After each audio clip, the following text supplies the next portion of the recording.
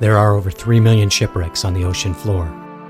The United Nations estimates that in 1852 alone, 1,115 vessels were wrecked off the coasts and in the seas of the United Kingdom, with a loss of over 900 lives. Multiply that number by an entire world and a millennium, and you arrive at a staggering amount of wrecks and carnage worldwide. The downside about most of these wrecks is that they will never be seen again. The upside is that with the advances made in scuba and underwater technology in the last 60 years, a good percentage of these wrecks are now being discovered and explored regularly. As a diver, when you think of wreck diving, you would naturally think of places like Truck Lagoon, with its fantastic array of military wrecks. The northeastern coast of the United States, with everything from cruise ships to submarines.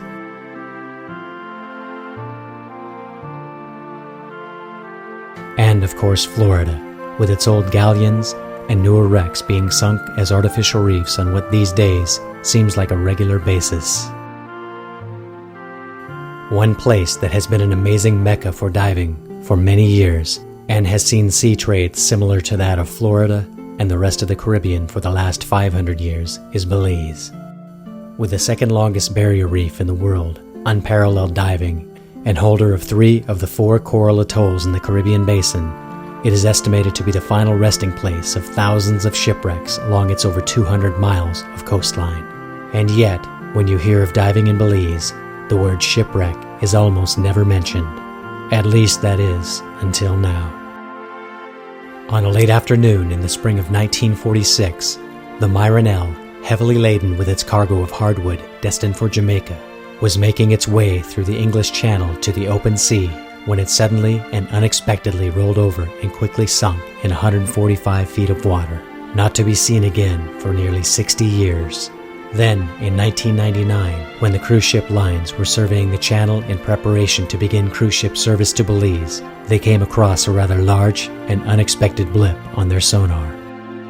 The wreck of the Myron L is a 120-foot-long cargo freighter, sitting upright in nearly 145 feet of water. It is virtually covered in marine life. There is an immeasurable amount of aquatic life that surround and live in and on the wreck. The top of the wreck sits at between 100 and 120 feet, making it accessible for recreational divers. But with visibility dropping at times to under 10 feet and a bit of current, it is not recommended for beginner divers.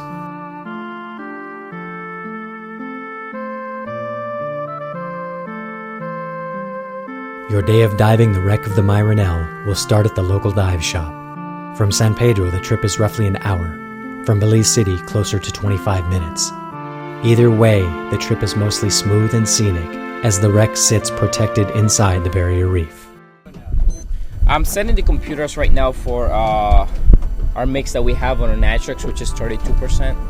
So everybody will go. Since it's 32.6, we're setting it to 33%. I need you guys to keep monitoring those computers. Remember, we cannot go deeper than 130, so that's where we need to stay right on the deck. So I need you guys to follow your bodies at all times. Now the 4 of us, we're going in together. I'm gonna start as a lead out, just gonna work our way down. Once we get down there, you guys will be buddies. Monitor that air as well, okay? Do not wander on your own, don't stick off on your own, make sure you know where your body is. We're gonna aim this dive anything ranging to like about 20 to 25 minutes bottom time down there. After a thorough briefing by your tour guide, it is time to dive.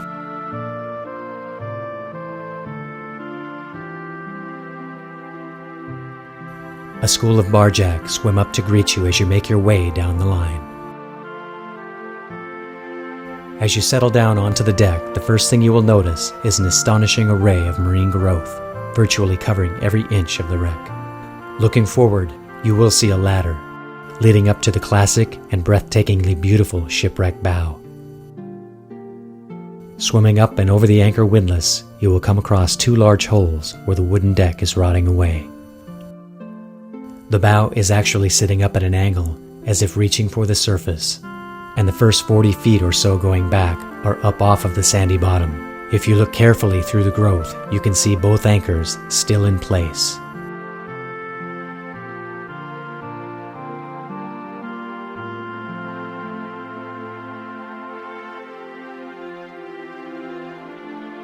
the ship comes alive with movement as you swim along its coral-encrusted sides.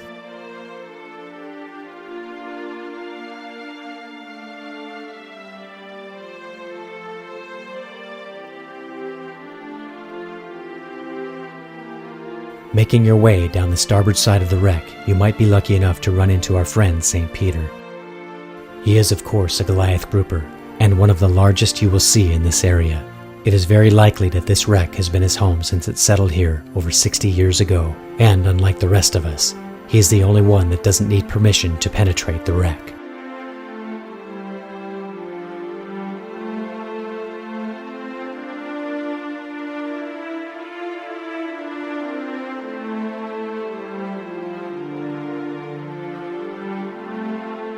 Moving slowly down and around the stern section, you will notice that the propeller is not visible and that you can just make out the top of the rudder.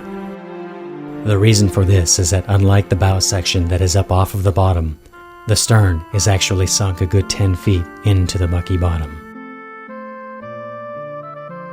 Next, you will swim up and around the wheelhouse and look into the windows where Captain Headley most likely gave the orders to abandon ship. All of the wood holding in the glass panes has rotted away, along with the wheel and most of the floor, making for a ghostly image. It is hard to contain your excitement as you swim up and around this fantastic historical treasure.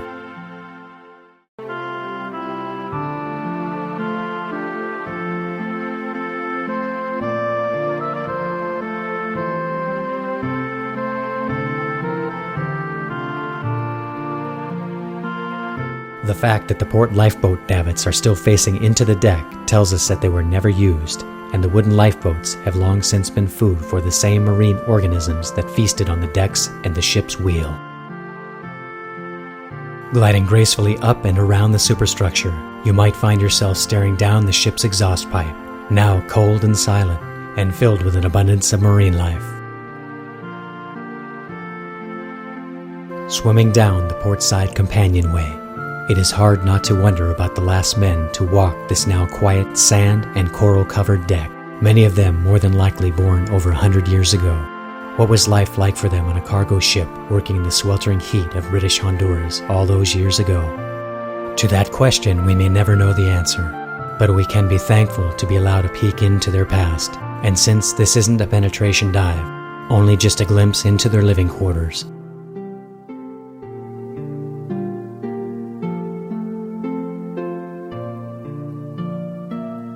since the Myron L is a virgin wreck, we are still in the process of working out the best, most efficient, and more importantly, the safest way to dive and experience it.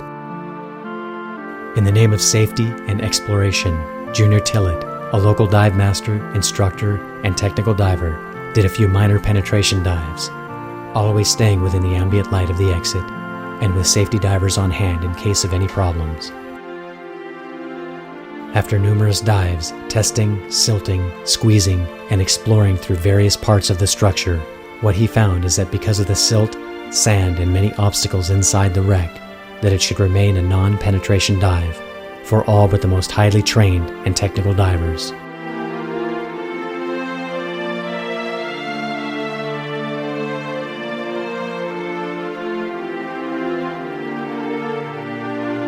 As you make your way up the line, know that we in Belize are happy to have had you as our guest on the Myron L, the first official wreck dive in Belize. We thank you, and safe diving. So how was it, guys? Oh, awesome. It was the best ever. Are we going again? If they let me, I'm in. The whole ship looks like it's alive. It's phenomenal. Absolutely phenomenal. Loved it.